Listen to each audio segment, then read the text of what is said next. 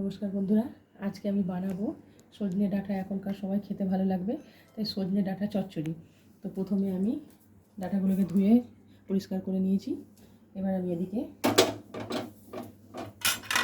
একটা বাটি নিয়ে নিয়েছি, তার মধ্যে দিয়ে দেব সাদা সর্ষে, দিয়ে দেব কালো সর্ষে সমান পরিমাণে, আর দিয়ে দেব পোস্ত 1 চামচ, অল্প জল, 6-7টা মতো কাঁচা লঙ্কা দিয়ে দিলে এটাকে ভালো করে পেস্ট। ডাঁটাগুলোকে হালকা আমি সেদ্ধ করে নেব।